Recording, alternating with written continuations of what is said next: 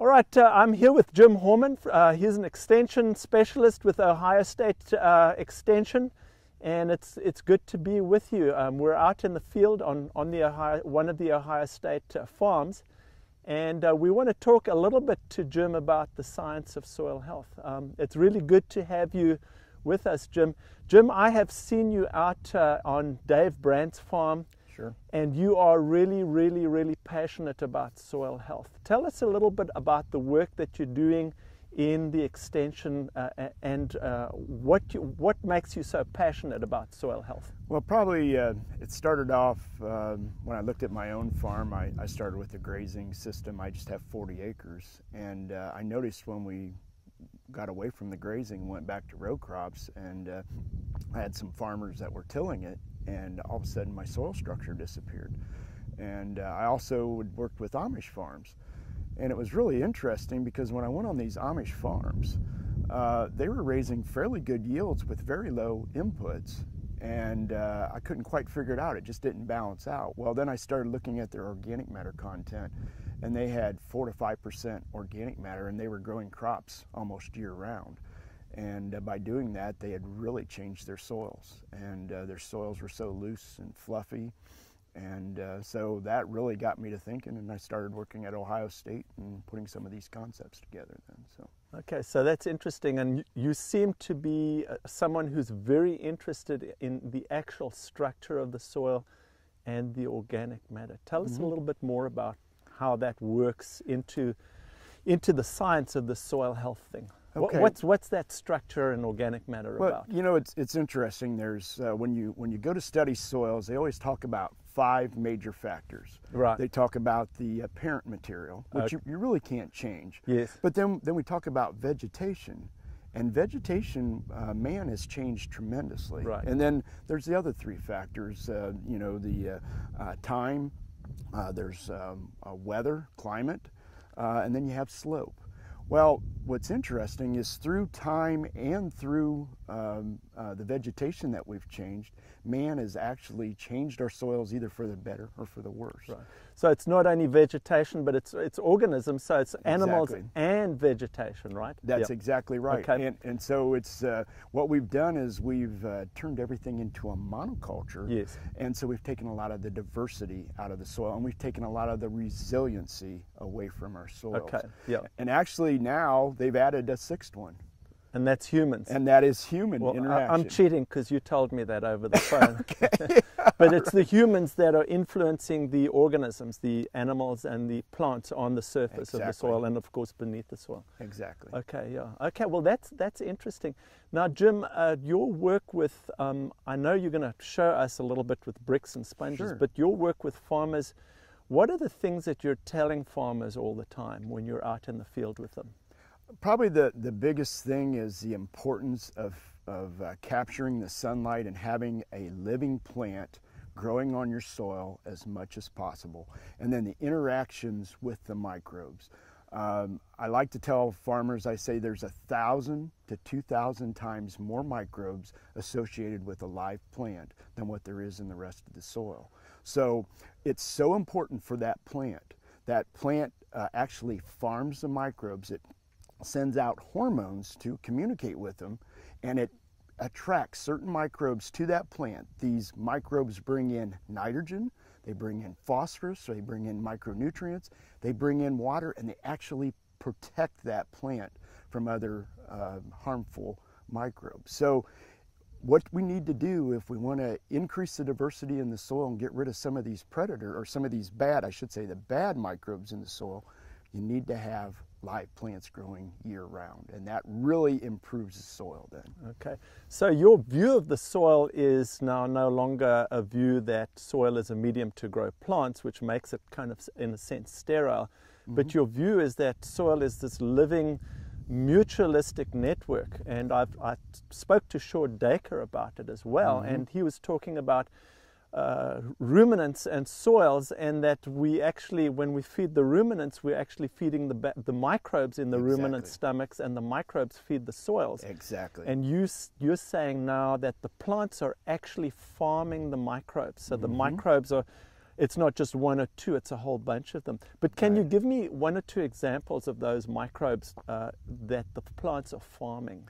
Well, for example, every plant will have certain, for example, legumes will have special bacteria that they put in the soil to make nitrogen. So that's the rhizobia, right? That's the rhizobia. And then you have also the mycorrhizal fungus. Yes. And the mycorrhizal fungus go out through the soil like a network. Yes. And so a corn plant by itself yes. will be able to explore about 1% of the soil.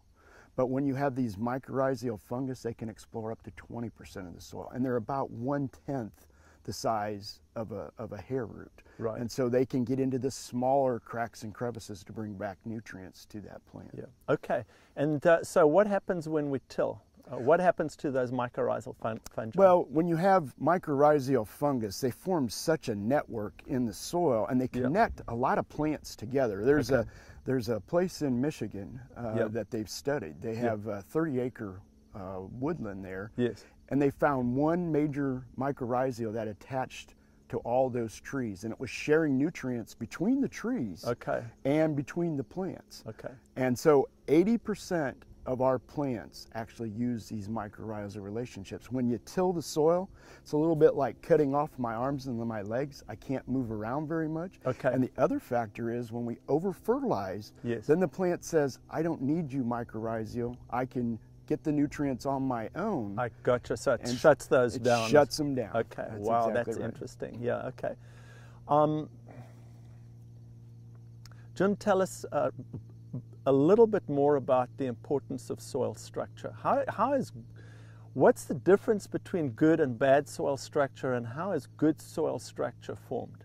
Well, when you look at a soil, you have to look at the components. Right. And the major component of most soil is sand, silt, and clay. Now, what's the difference between sand, silt, and clay? Yeah. It all came from the parent material. It's just the size of the particle. So, for example, the sand is probably about the size of a big boulder. The silt is about the size of a basketball, and the clay particles are very fine. They have a big surface area, but they're very small, about the size of a marble. And so that makes up about 45% of a really good soil. Yes. The other part of the soil, what we tend to forget about, is it should be pore space. Almost 50% of a really good soil is pore space. But then the most important part of a soil is the organic matter. That's like your head and your brains. That controls most of the chemical reactions, and most of the life is with that organic matter. It's the carbon, and that's going to be roughly, should be around 5%. Now, some soils have a little bit more. Sand may only have 1 to 2%. Clays may have a little bit more than that, but on average, right around 5% is what we'd like to see. Yeah. So it's the organic matter that really regulates the interaction between your sort of matrix of the minerals and then what's happening in this pore space with the liquid and the air. Right. Okay. Otherwise, you know, when you start to till a soil, what you do is you burn up the organic matter. So in the last 100 to 150 years through tillage, we've lost probably at least 60% of our organic matter. Some studies say as much as 80% of the organic matter is going right up into the atmosphere. And this is a good area because this was the Black Swamp in northwest Ohio. When the first settlers came here, they said our soil was as black as midnight. And when you look at the soil now, you'll see that it's not as black. It's actually kind of a brown. It's lost its color, so it's lost a lot of its organic matter. Right. Okay. Let's go back and talk a little bit about. We've talked a little bit about the soil being this mutualistic system, and you mentioned the mycorrhizae.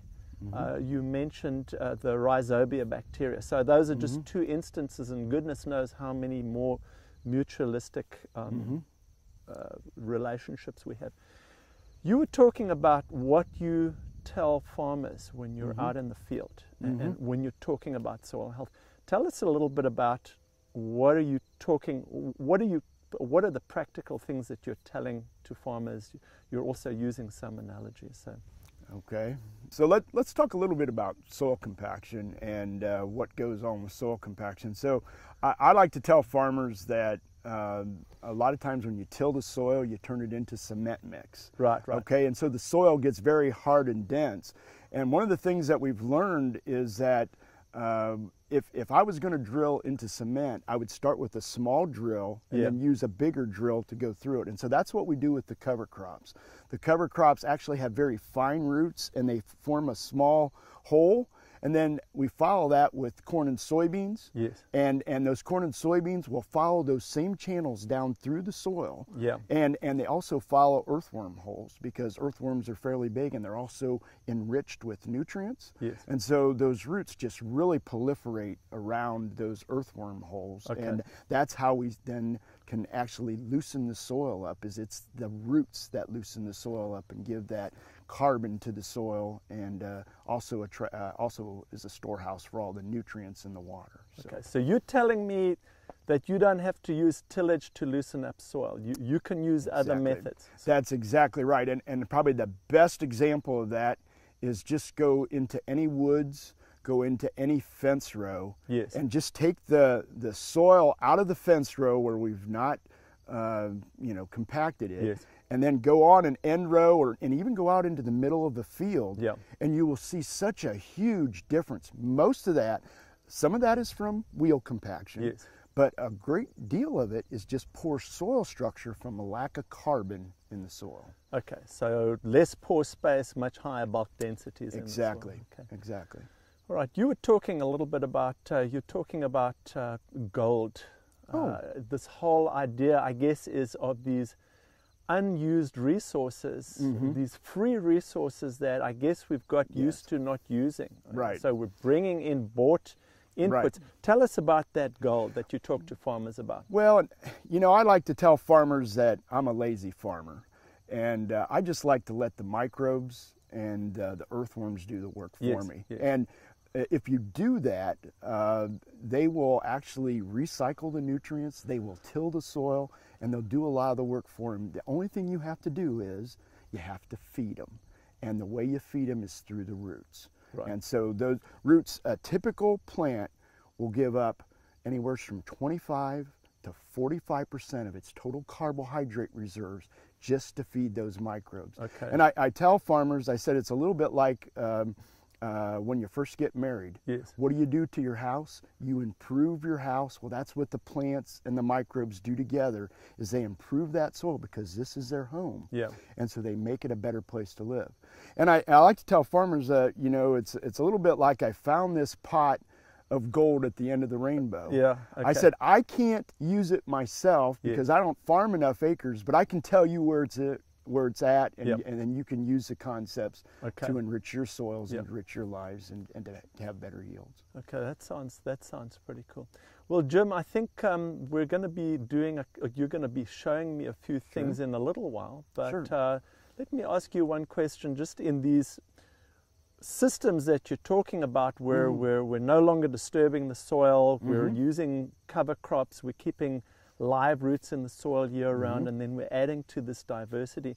Do you have an idea of the efficiency of these soils compared to, say, conventionally farmed soils where there's a lot of tillage and commercial fertilizer used? We've not measured the efficiency in a typical soil. I can tell you our efficiency, for example, on nitrogen, we're about 30 to 40% efficient at using commercial fertilizer. So 60% of the commercial fertilizer that I apply to my fields is going into the groundwater or into the air. It's not being utilized by the plant. Not being utilized by the plant. And it can go into a different form. Right. It may eventually be utilized, but it's not being utilized when we apply it. Okay. But a lot of it can be lost. It's subject to being lost. Right. So. And same way with phosphorus. There's been some studies on phosphorus. One study said 30 to 50%. A new study just said 10 to 30%. So let's just assume 30% efficiency on phosphorus. That means we're wasting almost 70% of the water, the phosphorus. That is stunning, because I thought phosphorus stayed in place a lot more. Yeah. Well, and see, that's the interesting thing. It does. Yes. What happens is we're applying phosphorus, and then it can be tied up very, very tight. Yeah. A very, very small percentage of it is actually probably lost. Yes. But that small percentage, it only takes just a teeny little bit to have a big impact on our water. And so we're like Lake Erie here, we're having tremendous problems with harmful algae blooms because of that and the toxic algae there. Now, just reminds me, I think you co-authored or authored a bulletin over here about cover crops being the Kickstarter for your no-till program. Yes. Can you tell us a little bit more about that bulletin? What we've found is that typically in no-till, when you go to a no-till system, it takes about 7 to 9 years to convert. Right. Well, one of the things we found is once we started using cover crops, I mean, I'll use Dave Brandt as an example. Yes. Dave had no-tilled for 15 to 20 years, and Dave, this is a testimony from Dave. Dave said, it wasn't until I started using cover crops that I really started to improve my soil. And the reason being is you're capturing sunlight, and you have to feed those microbes 12 months of the year. So if you have live roots 12 months of the year, you're feeding them. Plus, now you're getting 2 sets of roots. So you've got your main crop, your corn or soybeans, plus you've added the second crop, so you've got twice as many roots. And we know that a majority of the organic matter in the soil comes from the roots. So that's so that's how basically you're building that up. You're feeding your microbes, and then there's enough for the plants to work as well. And we have a new definition for microbes. Microbes are just soluble bags of fertilizer. Okay? They're just soluble bags of fertilizer. You have to continually feed them. And if you continually feed them, they continually recycle the nutrients. And then when they die, the plant takes some of those nutrients and takes it up, keeps it into a longer form of carbon, puts it into the proteins that can then be converted, and so it's just a continuous cycle is what it is. So really the farmer, as we're going along, we're learning more and more that process of capturing the process of mineralization as well as immobilization. We have such a tremendous amount of information that has just come about because of soil ecology. And all the new, they say that we're now doubling our knowledge at least every year almost, the amount of information that's coming out. And now we're just starting to take some of that knowledge and bringing it back to the farmer and helping them to improve their system, make them more efficient, and maybe we can reduce. We have to feed, 9 billion people by the year 2050. Most of the people are looking at say we're not going to be able to do it with just genetics alone, improved crops. We're going to have better soils, and so we have to improve our soils in order to do that. And then I think that is a goal that we can obtain if we improve our soils. Okay. And you're going to China next year, is that right? That is a possibility. We have a grant in. Dr. Larry Brown, I'm working on my PhD, and Larry has been over there 4 years straight, anywhere from 2 to 3 times, and they just put in a proposal for us to spend about a week to 10 days talking about no-till, cover crops, and water quality, because they use 500 to 1,000 pounds of nitrogen per acre over there, and they have a tremendous pollution problem. I can see that. And before you go, you've got to read Sir Albert Howard's Agricultural Testament, because he actually talks about the traditional Chinese agriculture. And it might be stunning, and it might be worthwhile you looking at that. Well, but we can do that off camera. All right. But thanks for talking to us. And I know you want to demonstrate a few things, but we'll get back to you on that. Thank you. All right. Well, thank you. Appreciate it. Yep. All right.